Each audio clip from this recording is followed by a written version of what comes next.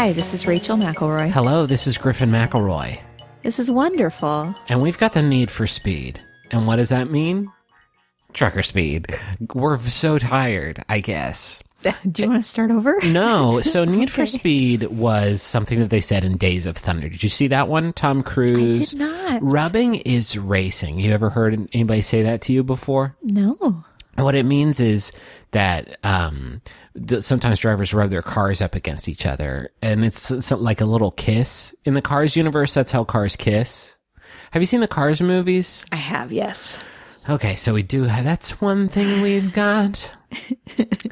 But anyway, in that movie, they were just all wild for trucker speed. But this is a podcast about things that we're very much into. Which is not trucker speed, so I was confused no, it is why you brought that. Days of Thunder, though. We are both very tired. Yeah, our baby just didn't want to just do the damn thing last night. And the damn thing is sleep. And he damned it all up. He did a real piss job of sleep last night, and I think we're both sort of suffering.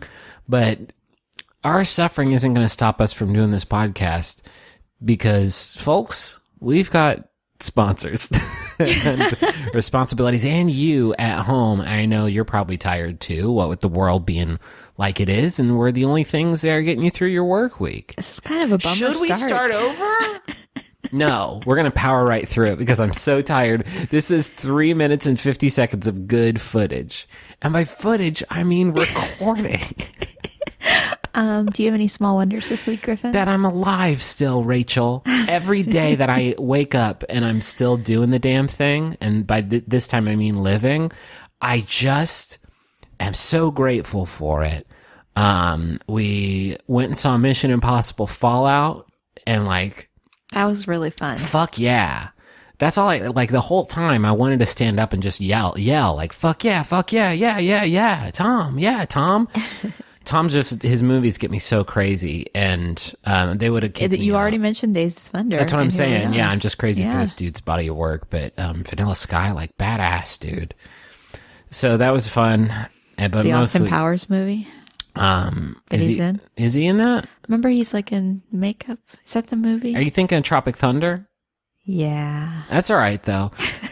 So, yeah, mostly being alive, though. Do you have any small wonders? I do, actually. Oh, okay. On my way to work every morning, I drive by a high school, and every morning there's a marching band out practicing, and it really charms me. That's so good. It reminds me of my days back in the band. I like that. They're all out on this parking lot, and they're all in their t-shirts and shorts with their instruments, just walking around together. Did you get much guff because you were a flautist in a marching band from some of the tuba or trombone players, or the ones who have to carry 4 fucking drums? People talk about that, but I will say that you have to hold your right arm up the whole time. So, if you're holding a heavier instrument, for example, usually you keep your hands close to your chest. Huh. But with the flute, you've got the elbow out and the arm like this, all day long, in the L shape, and that'll wear you out. And you put a lot of stank on it. When you got out there, you did a lot of sort of torso twists and little jazz wiggles. Sometimes I'd wear weights on my arm just to really get the workout in, Yeah, like Goku. And then you would take the weights off and you would play the flute so hard that, everybody on the other marching band team would explode. And then also like Goku, I would breathe really deeply. Yeah, Goku's embouchure was really fantastic. And he was good at that cyclical breathing. Is that what it's called? So, I don't know who goes first. Should have fucking checked it. I believe it's you this week. I mean, somebody made a website just for this purpose, and it seems wrong to not do it. But I think that this week, the person who goes first is me. Is that correct? Yes. I don't want to doubt the website. Yes. You went first last week with the Amoeba music video series. That was so good. I watched a couple more of those. Thank you. I thought it was good too. Okay. So my first thing is, I'm going to tell you all about it. It is a videoed game, and I talk about those on the show sometimes, and I try to talk about ones that are kind of accessible, like games that not only you have played, but games that are easy to play with our friends. Because my two favorite things are games that I play by myself that I can get into for hours and hours and hours, or the complete polar opposite, just like fun games I can play with my friends. And for me, I think there's like a sliding scale with those types of games, like approachable games, with stuff like Jackbox games, which you talked about before, being kind of on the like far low end, where it's just sort of a casual party game. There's no like mechanics or like skill ceiling to speak of whatsoever. It's just like a fun game. I'm so anxious for you to say what this game is. My personal favorite types of like casual fun party games, though, are the ones that are like right above that, where they have some meat on their bones, some like mechanics to tangle with, and some like skills that you can build up over time, while still being very approachable. So like Smash Brothers, I think, is in there. Towerfall, I think, is in there. There's a lot of games in that category. But in my book, the gold standard is Mario Kart. Okay. Mario Kart. He doesn't say, he says his own name sort of like Mario, but I don't think he says Kart, does he? Kart. You would know better than me. I would. So Mario Kart is something we've played together. Do you know why some parts of the country say Mario? Are you talking about specifically Russ Frushtick's apartment where he lives? Because he's the only one I know who says it like that, and I don't know why. He's broken deep down inside. There were some Canadians that say Mario. Maybe. I do remember seeing an episode of Figure It Out where one of the like OG cast members of all that said, "Oh, Super Mario." And I was like, that can't possibly. That was a really specific memory to bring up on our podcast. But anyway, so there's been a ton of Mario Kart games, right? The most recent one is Mario Kart 8, which came out on Wii U and then came out on Switch, which is fantastic because it's a fun game to play like portably, but like also I like that one a lot. That one has like it's very easy to play multiplayer games on the Switch. Yeah. You have a lot of different configurations, and so we've played that one a bunch. My loyalty lies with Mario Kart 64, which was the first 4-player Mario Kart, which, man, still holds up to this day. And I think people who are like deep into Mario Kart have their own personal faves. Although I think probably Mario Kart 64 is like the best one, right? It's certainly the one we've played the most. I like the newer one better, but it's just because I'm better at it. That is true. But in any of its forms, Mario Kart really encapsulates that like approachable with a skill ceiling design like really, really well. Like it's not hard to learn how to drive a kart. Just the basics, go, stop, turn. And even that feels really good. Even when you're not like especially good at it, it feels good to drive. And if you're up against somebody who's like much better at you than driving, somebody who knows how to do like the drifts and get those blue sparks and get all the boosts and stuff, you still have that chance that you'll get like the item that you need to goof them up, and then maybe pass them. I know about the blue sparks. Yeah, when you drift really good for a long time, you get the blue sparks, and then you get the red sparks, and then you can get the blue sparks if you drift for a long time, and then you get a little boost. You get like a little extra something. That's what I'm saying. There's like a lot of ways to get really good at the driving, but even if you're not doing great at the driving and the person who's better than you passes you, you can get a good item and then mess them up that way. And so there's like this element of chaos that sort of levels the playing field. That I really enjoy. And every time you do play the game, it's one of those games where I honestly feel like you get better at it. Whether it's like learning how to find a good line through a turn, or learning some of those like advanced techniques, like learning how to time out hitting the gas at the very start of the race so you can get that little boost right at the beginning. Every time you play, maybe you find out like which racer you like the best, which character you like the best, which works best for you. Every time you play, you get a little bit better at it. And I think that's a really sort of important thing to transition people into like, oh, I can play tougher games. I can play games that are sort of more skill based. Hey, can I ask you a question? Sure. People always like playing Peach, and I don't know why. She has just really high max speed. Oh, okay. And I think Bowser's up there too. She also has really good acceleration, so she can get you up to max speed. I'm probably messing this up. I almost always play as Peach, especially on 64. Just like she can get very, very fast, very, very quickly. Huh. Yeah. I think there's something really cool. Growing up with like all my theater friends, which was like my main, and that is a generous way of saying only group of friends growing up. Not all of them were into games, but if they came over and we played some Mario Kart 64 for a while, there is no barrier to entry. You were just playing Mario Kart 64 now, and then you've played Mario Kart for a while. You think like, oh, well, let's try GoldenEye. Let's try something else that is also sort of a skill-based video game, because those can be fun too, even when you're bad at them. There's something scary, I think, about like, especially competitive skill-based games like shooters like GoldenEye, or at least it was sort of, back in the day.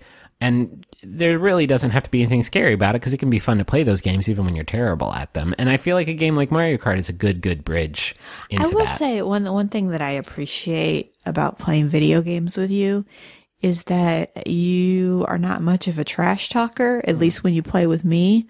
So if I'm playing a game with you where you have a lot of skill and I don't have any, you never make me feel like... No, I wouldn't. Well, that would be a huge dick move. I feel like video gamers are like notorious for that, though. Not any that like I play games, but maybe like the video gamers. Like, you call that a jump? When they're on jerk? like fucking like CSI, and there's a case where a video gamer like strangled somebody with their Xbox cord, like, and they're playing a game, and the game sounds on the TV that you don't actually see the game, but it's like from behind the TV, and it's like bleep bloop, and it's like games haven't sounded like that for 35 years. They will sometimes act like that, and also probably most video gamers, but I don't really mess with them. I will say I do talk smack in one Mario Kart sort of related occasion, and that is when we're playing Cario Mart, which is the best like drinking game. We talked about that on the show. I probably have, but the rules are simple. You can't finish the race until you've finished your beer, and that's all there is to it. And one time I played it at Travis's bachelor party like 6 or 7 times in a row. That. You remember that at Travis's bachelor party? There was a time when we were like hanging out all together in that space. That's right. And then we got kicked out. Things got bad. Did you know the original Super Mario Kart for Super Nintendo wasn't originally a Mario game? Isn't that fun? Isn't that a fun fact? Well, who was in it? Just like some guy wearing suspenders who was like driving around in a cart. Well, it was. I read this and I didn't even think about it. The dev team, Shigeru Miyamoto, I think, was a producer on it. He was like the guy who made Mario and Zelda and all that. Mm-hmm. They wanted to make a game where 2 players could control 2 different characters at the same time. Which I was thinking about it, like, had that not happened up to that point? Like, certainly, but like, I would be hard. I don't think there was anything like that on. I don't know. Regardless, like, it's hard to pull off. And so, like, that was their goal. And so they made this, like, kart racing game. And just for shits and giggles, they put Mario in one of the karts one time. And they're like, oh, that looks really good. It's a Mario game. Before it was Greg Kart. Yeah, it was Greg. And he was a driving man. Anyway, I love Mario Kart. There's, like, no time where I wouldn't be down to play some Mario Kart. It's like potato chips. Like, I would always pretty much always eat some potato chips, and I would always pretty much always play some Mario Kart while eating chips. What's your first thing? All right, you're not going to believe that we haven't covered this yet. Okay. I was so delighted when I realized we hadn't, especially today. Okay. My wonderful thing is coffee. Oh, shit, yes. Uh-huh. Oh, this sweet bean. Oh, yeah. Oh, this hot bean gives me so much. You have brought coffee creamer, specifically sugar-free hazelnut, but we have not talked about coffee. Yeah. And that is a grave oversight on our part. There's no way I got a full segment out of hazelnut coffee creamer, is there? It's on the books. Holy shit. Okay. Might be a small wonder. Is it? I don't even know if I should have this conversation, but is it? I have quit things in my life before because I've said, like, I don't like that I am dependent on this, and like smoking especially is like that was categorically not good for me. Coffee is like, I won't quit that until I die. I don't think. A lot of people I have known use that logic to quit coffee for a while. And I don't understand it personally, but I also have never been a huge, like 5-6 cup a day person. Right. Like I am like 1 cup tops. I've certainly cut back on my consumption as of late, but like I can't imagine living without it. And I don't think it's doing anything bad for me. And I'm totally not interested in having that conversation with anybody under the power of my voice. But I also recognize I am completely dependent on it. Yeah. Holy shit. Yeah. Yeah. But it's good. It's that good bean. So I wanted to tell you some good things about coffee. Okay. So there's always research coming out, and I think it's largely because researchers are highly caffeinated. Sure. I feel like every year there's some new study out on coffee. Yeah, I mean, don't talk to me until I've had my coffee, you know? Yeah, Mondays, you know? Yeah, hack. So there is a bunch of different studies, a lot of which say a bunch of really great things. And so let me just summarize some of them. There's a recent study that coffee drinkers live longer. And apparently that's a conclusion that held up even for heavy coffee consumption. So people that were having 8 or more cups a day. Good Lord. Regardless of whether the coffee was caffeinated or not. Huh. Isn't that interesting? There's just something about that good brown bean then. And longevity was linked to coffee consumption regardless of what type of caffeine metabolism genes you carry. I don't know what that means, but it sounds like some science. people like reacted differently Sure. to coffee, like they're more sensitive to it. Yeah. So that was, I was reading about that in like a Harvard Medical School document from July 25th. Article. Document works. Before I drank coffee when I was like in high school or middle school, I didn't drink it, but I would I don't even remember how they got into our house. I think Justin like brought them home from Blockbuster or something like that. Taster's Choice? They were, no, they were like, International coffee? chocolate covered espresso beans. Oh.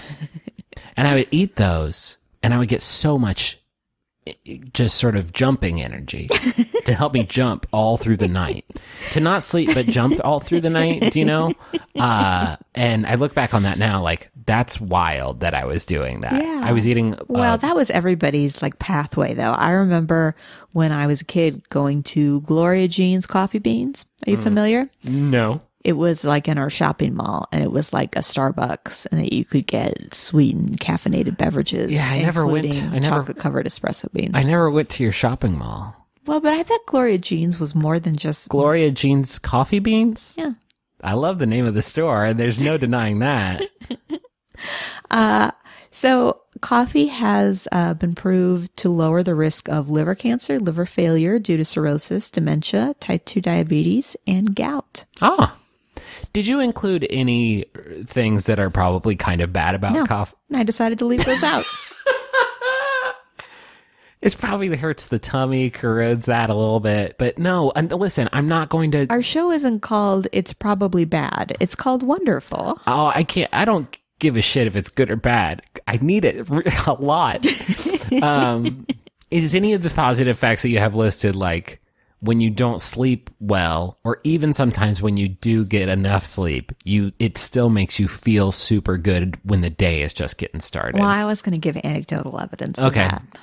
My research was more around actual peer-reviewed shit. So this is from Scientific American, June 2018. Apparently, so there was always concerns about coffee consumption and the impact on your heart. But they did a study in mice, which was the equivalent to 4 to 5 cups of coffee for a human.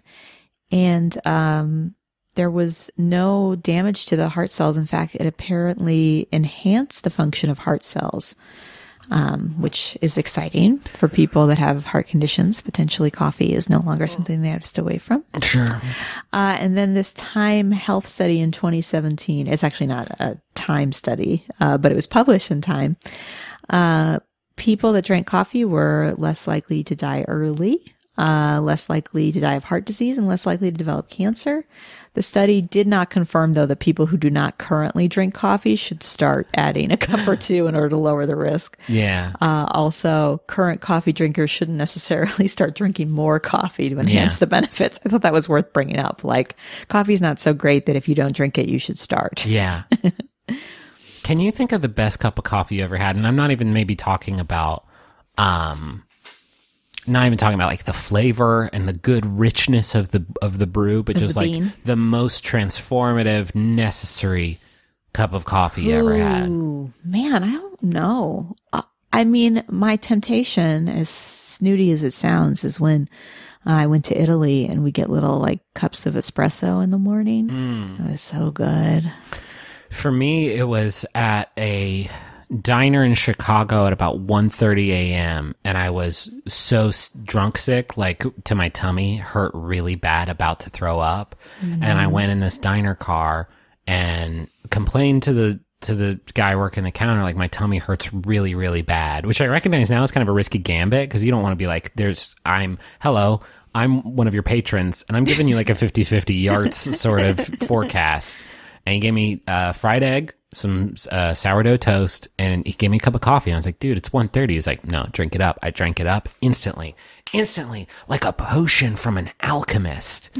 Drink it instantly. Okay, totally great. I always thought the black coffee, or just not black, but the coffee to sober you up was just to like increase your alertness, not to make you feel better. This wasn't even like a sober me up. I had to drive because I'm not that dumb. I was taking public transit at the time, but like, it just made my tummy feel better, and it made me feel like I didn't have the spins or anything like that. It was a lifesaver. So here's the thing I am always chasing, which is like, where you have like maybe 2 cups of coffee and you feel like you're the smartest you've ever been. Oh, the Limitless. You get the Limitless drug. Yeah, for exactly. Sure. There's a certain ratio of food in your stomach to caffeine where if you just get the right amount of coffee, you feel like you can do everything faster and everything that is coming out of your mouth is the smartest thing you've ever said. Sure. I love that feeling, man. The flip side of that, though, is you eat a bunch of pancakes. And then you... No, listen. You eat a bunch of pancakes. And then you drink a bunch of coffee. And then the pancakes are like, time for bed. And the coffee's like, nope. And you get home and you lay down for the nap, but the coffee's like, actually, let's think about every dumb thing you've done this week instead of the sleep. Sorry, pancakes. I hate that. That is also an experience you can have on coffee, I guess. Yeah, but I'm speaking of the good stuff. Yeah, of the good stuff. You got to be careful with it. That's all I'm saying. No, you got to practice true. safe coffee drinking. It's true. I wouldn't recommend it to just anybody. So we're gonna get some emails about this one. I feel like coffee is just good, and that's all there is to it. There's a lot of research that it can be dangerous for certain people with certain conditions. So I'm not saying that everybody should go out and drink a bunch of coffee, but I like it. It's the best part of waking up. Yeah. And I was not joking earlier. If you ever see me and I haven't had my coffee yet, don't even fucking bother. Do not even approach it. The idea of it. Me. Mm-hmm. Some mornings I won't have time to make coffee. Oh, yeah. And usually the first thing Griffin says when he gets up is there coffee? And sometimes I have to say no. And it's like he won't. I yell and yell. He won't even get out of bed. My hot brown beans. Not at you, but more at like God for cursing me with not having the hot brown beans. Mm-hmm. Can I steal you away? Yes. This would be a really good week for us to have like a coffee-based sponsor, but I don't think we're going to get there. Do you want to do the song?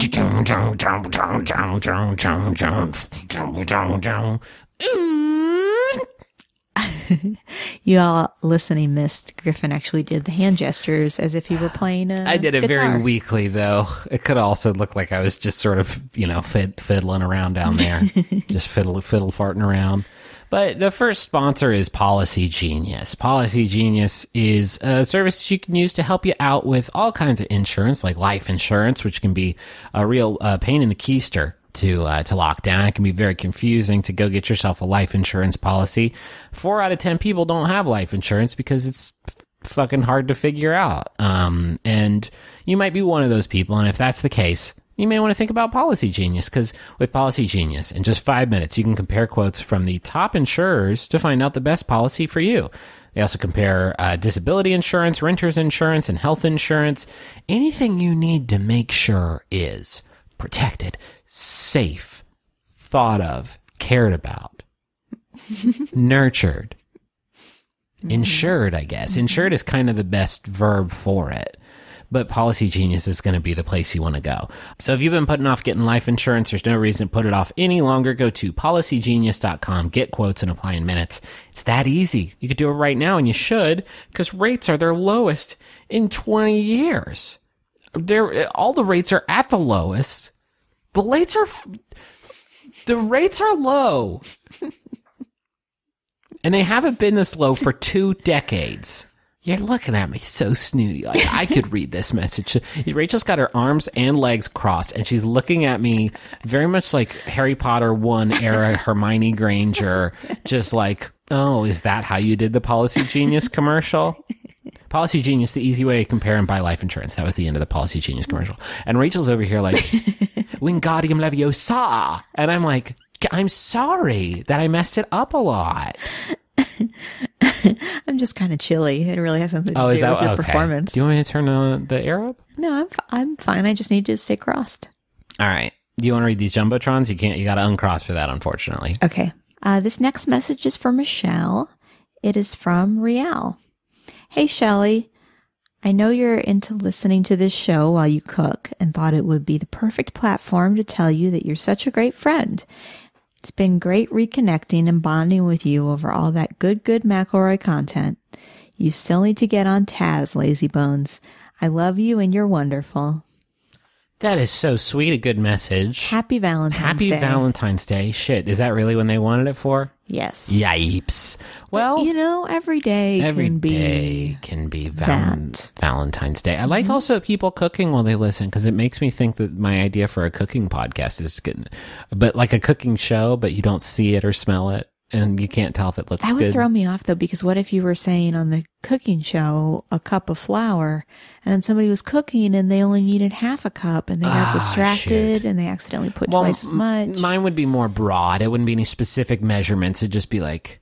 You guys like cooking? It'd be like heat the spaghetti. And I'm not going to tell you to what degree or how much spaghetti or why you're doing it. So like a Mary Berry Paul Hollywood challenge. Heat the spaghetti. Get the water. Here comes the sauce. That would be one of the steps. Here comes the sauce. Meatballs? You tell me. So I'm going to get that one off the ground. We're seeking funding right now. We're doing sort of a startup style. What's it called? It's called Here Comes the Sauce. Oh, I like it. Yeah. Like it. Is it always about pasta? No. But always about sauce? It's involved, yes.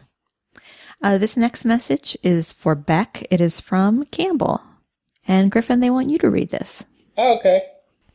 Hey, Beck, my dearest of friends. Here's a little something to stave off the sauce, TM. Oh, that's weird. Yeah. I just want to say that I love you, and I'm rooting for you in everything you do. You're going to figure it out, and you're going to be okay. I just know it. And did I mention I love you? Good luck topping this one. Smorch. So, Smorch was the alien from the Flintstones. Do you remember him? I can't tell if you're joking or not. Yeah, he was the little alien. He went around and granted, I guess, sort of Flintstone wishes, but his name was definitely Smorch. But Beck, get it, do it. Here doesn't come the sauce, I guess, but you can still stir it on up, if you know what I mean. Mm-hmm. I don't even think I know what I mean. No, that's good. It's not anything. Hi, I'm Allie Gertz. And I'm Julia Prescott, and we're Everything's Coming Up Simpsons. We are a Simpsons podcast on the Maximum Fun Network, and we've got some exciting news. Ooh, tell me. We are going to be doing some live podcast shows in some of our favorite cities. We're so excited, and we want to let you guys know out there in the Max Fun universe that we are coming to you. Hell yeah. Hell yeah. On Saturday, September 15th, we will be at the North Door in Austin, Texas. Yeehaw. On Saturday, December 1st, we will be at the Alamo Draft House, Sloan's Lake in Denver, Colorado. There's no basement in the Alamo. We'll find out. Friday, December 7th, we are going to be at the Vera Project in Seattle, Washington. Oh, God. Nirvana. Yes. Okay. And Saturday, December 8th, we will be at Mississippi Studios in Portland, Oregon. Hey, Matt Groening lives there. Yes. Or once lived there. He still lives there in our hearts. So make sure that you mark your calendars for those dates, and we will be posting the ticketing links on our Twitter. That is @SimpsonsPod, and we will smell you later.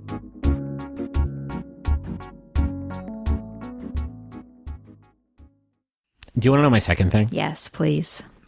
It's an album of music prepared by a musical artist. Ooh. Yeah, so I feel like I try to bring like stuff that maybe not everybody knows about when I talk about stuff on this show. But that's not going to be this one because I want to talk about the album Discovery by Daft Punk, which is a seminal electronic music album from the 2000 year. I think 2000 or 2001.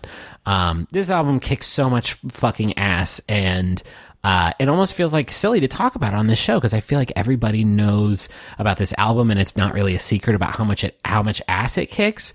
But I listened to it a lot today and this past week or so. It showed up in like my Spotify like college playlist, and it's a good album. It's so good, and it sent Daft Punk's career kind of like into the stratosphere and kind of changed electronic and pop music for good. So I wanted to talk about it on the show. You're familiar with Discovery by Daft Punk, right? That album. I don't know that I've ever listened to it all the way through, but I have heard songs off of it. Pretty much all of the songs that people know by Daft Punk, not including like Get Lucky, which was on their most recent release, but like the classics like Harder, Better, Faster, Stronger. Yes, I know that one. Which Kanye sampled in his song Stronger.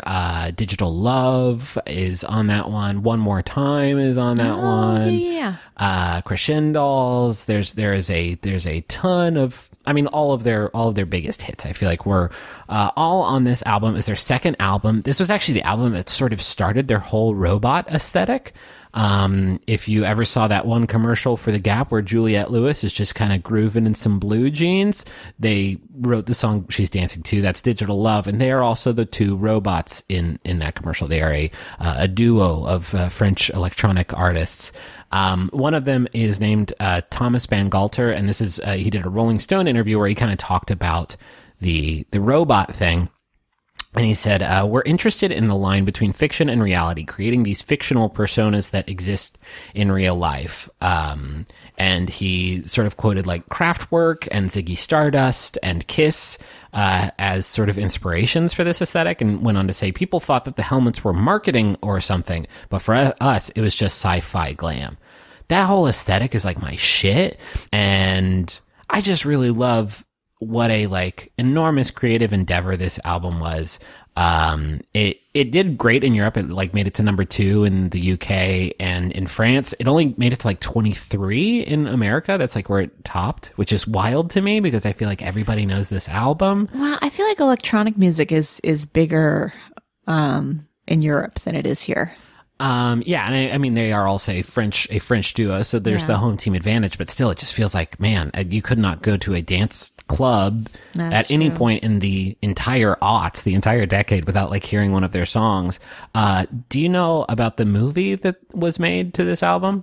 They teamed up with a Japanese like anime and manga creator who like specialized in making these like big space opera series, and he was beloved. His name was Leiji Matsumoto. And they teamed up with him to make this feature-length movie with no dialogue, just set to the music of the album called Interstellar 5555. And it was just like a dope sort of space anime where the plot was set to the songs from Discovery. I have. This is actually how I found out about Daft Punk, is I saw this on Adult Swim. That was how I was first exposed to it. And I just thought it was the coolest fucking thing I had ever seen and heard, because I had never really heard a band like Daft Punk before. And this movie collaboration was kind of born out of their childhood love of anime. And that idea of like things that they loved from the 70s and 80s that was like their childhood. This is kind of like a concept album of like a tribute to that stuff. And that's why you get like sometimes like kind of corny sort of things, like things that sound like old hair metal guitar solos and like arena rock power chords. It's why you get like a lot of like disco samples, is because like they are trying to sort of recapture that one very, very specific era, which is personal to them because it was their childhood, but trying to like turn it into something else. So like, to give you an idea of that, I'm only going to play one song. I know I usually do more than that whenever we like talk about a whole album, but I feel incredible hook that people I probably didn't venerate until it became the entire backbone of this very, very famous song from Daft Punk. Like thinking about the process that they must have gone through to find that and make that song is crazy. You think of like Girl Talk, and this is, a very clumsy comparison, but you listen to a Girl Talk song and you're like, oh, I know where that came from. I know where that came from. I know where that came from. I know where Daft Punk was like, here's 8 seconds to 11 seconds of this one George Duke song from 1979, and it's going to be the entire fucking track. Is just wild to me. I love this album so much. If you've never heard it before, like, go listen to it. You've probably heard most of the songs off of it in some way or another. And if you have heard it before, it super holds up. It's still my favorite album of theirs, and like probably my favorite like electronic music album ever.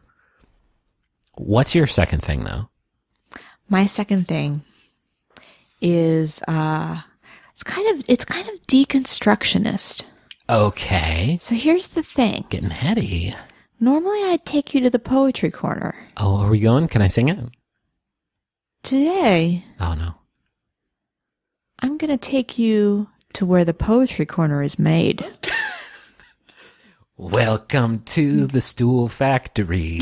Over here is where we keep the cushions. Over here is where we keep the stool legs. That's all that goes into the stool.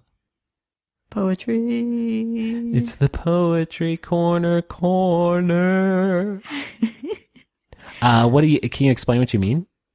So I realize that poetry is kind of an unfamiliar medium to a lot of people. And I don't know if our listener really realizes the process that goes into writing a poem. Our one listener, and Toby. Thank you, Toby. Thank you, Toby, so much. Toby, how about you tell a one friend? No, it wouldn't be. I want it to be, because we make so many Toby-based That's jokes, true. and, you know, Toby's friends aren't going to get those. Yeah. Anyway. Yeah, so I guess I was thinking a lot about podcasts like Song Exploder. Sure. Or documentaries, or kind of, the making of featurettes where you talk to an artist about how they put something together. Mm-hmm. And I feel like people are kind of familiar with that context now in a lot of areas, but not necessarily with poetry. And it's very similar to that. Yeah. Something that I got really interested in, I think when most people start writing poetry, they start from a very personal place of like, I feel really sad about this person that didn't like me back, or, I feel lonely and this is the thing I'm writing about that. But I saw a pretty tree, and now I'm going to try to write some sort of floral Appalachian poetry about it and not do good. But I think the more time I spent with poetry, the more I got kind of into like the precision of it. Okay. So I thought I would share something I've written. Hell yes. And like a recent one, or like from school? No, this is an old one. Okay. This is actually after school. Oh man. Not like an after school poem, but like one I wrote. The trucker speed. Put it down to the ground where the trucker speed lives. No thanks, Toby. I really liked that one. Thank you. Yeah. So can I ask if your poem involves any sort of sexual ice cream imagery at all? Because I need to know if I need to prepare my body. No, this is one I wrote after I finished my graduate degree, and I wrote it in the summertime. So I thought it would be appropriate for this time of year, which is also the summer. You're sure there's no ice cream imagery? No ice cream. Okay. Anyway, I wrote this in May 2008. Okay. And so now I'm embarrassed to read it. No, why? Because you wanted ice cream so bad. No, I hate ice cream. I want the real shit. Okay. My damp face follows the hollow vein of the wing. Summer stokes the insect. I speak the hum of her motion.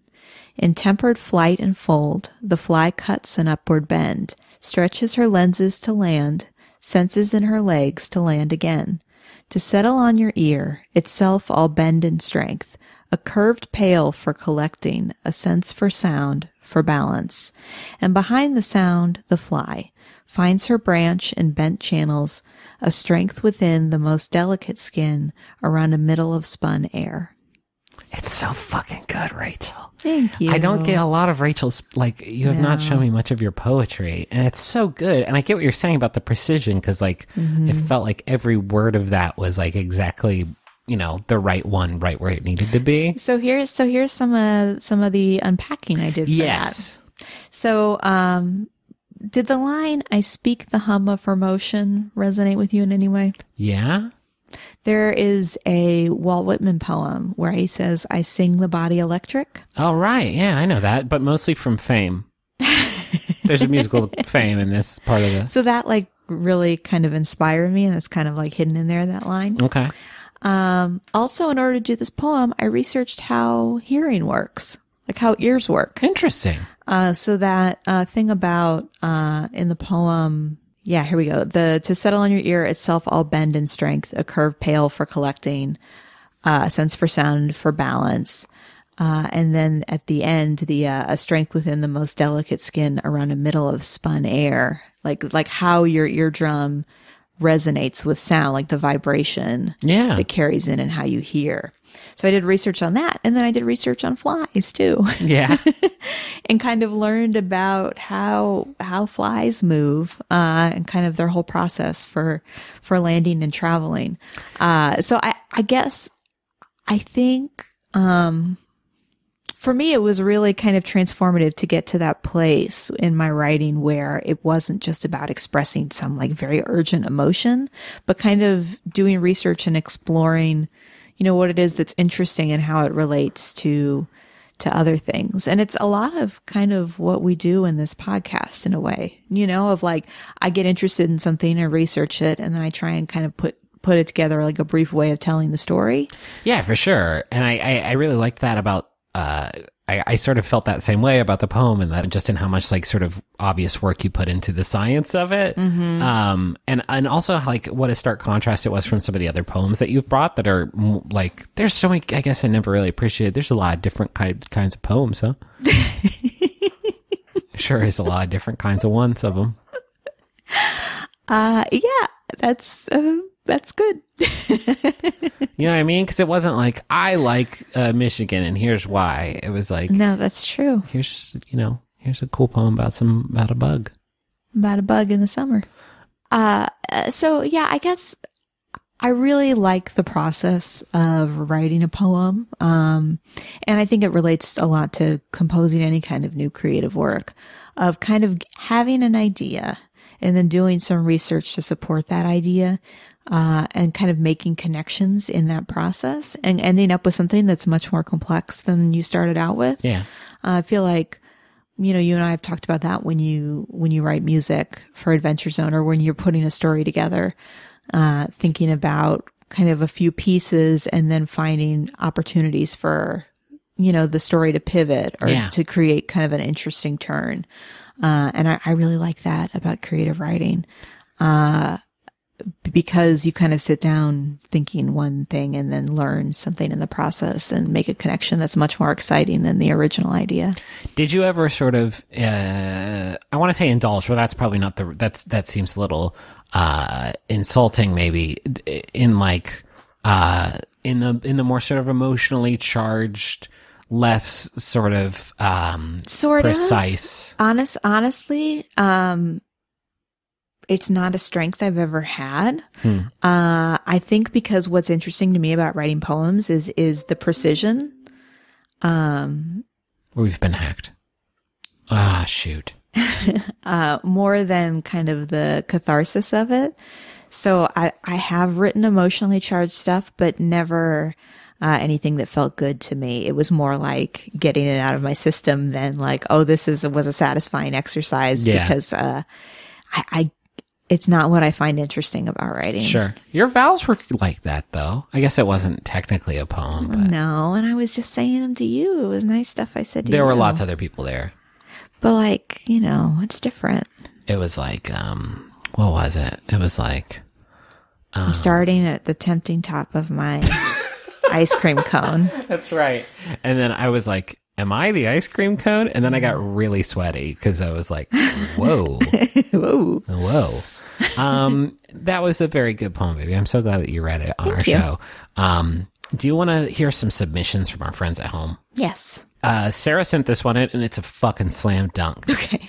Sarah said, I am a flight attendant, and something I find wonderful is when you find surprise magazines on the plane. It's a treat to find new reading material, but what's even better is knowing that another flight attendant stashed that magazine for you to find later. They saved it from the garbage, so someone else could read it. It gives me this sense of community, even though you never see the other people who did you this solid. So you're on the plane, you're a flight attendant, you see somebody throw away, a new magazine, you grab it and you hide it away for the next flight attendant to find on the plane so they have something to read. I was assuming they were talking about in the back pocket, of just a random seat on the plane. And I always thought that meant that it had been overlooked by the crew.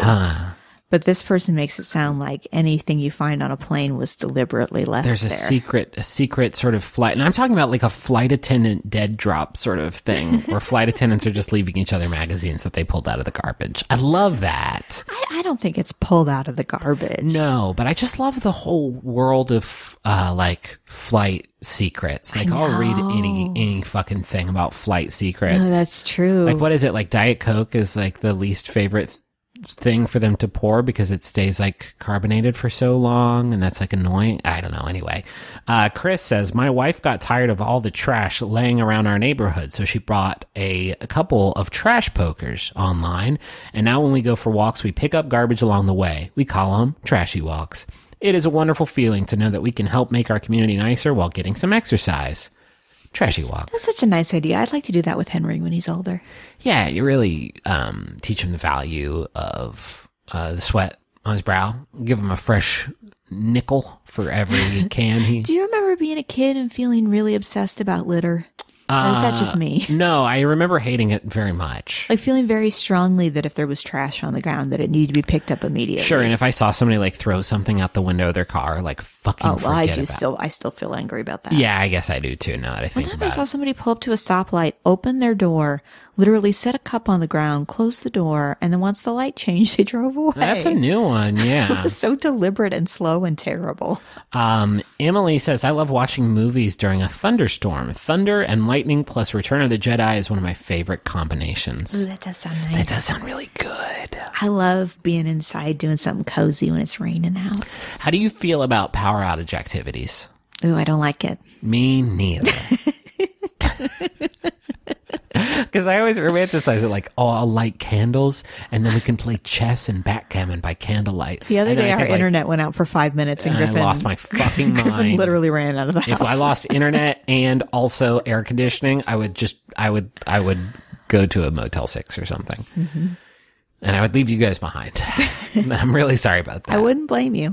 So anyway, that is our episode. Thank you so much for listening. Thank you to Bowen and Augustus for the use of our theme song, Money Won't Pay. You can find a link to that in the episode description. I'm so fucking tired, baby. I hope this episode was good, and I hope you all enjoyed it. And I hope that. Hey, thanks, Toby. Hey, thank you, Toby. And I hope that we're more sort of alert for you next time there, Tobes.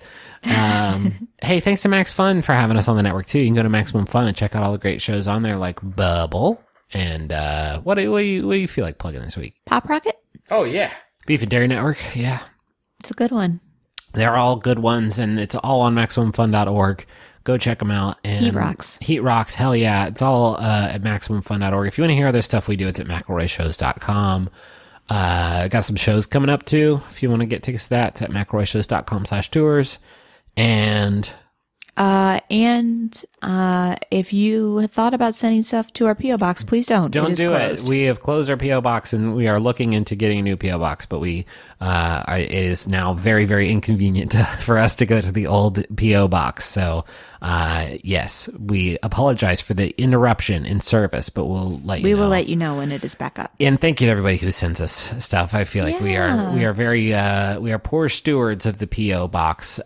We get a lot of stuff in there, and it's all very, very great. And we appreciate hearing from you. And I guess to just like close out, and I've been meaning to get this off my chest for actually a little while. Okay. And it might be like, Are you upset with all the stools we have from the Poetry Corner episodes?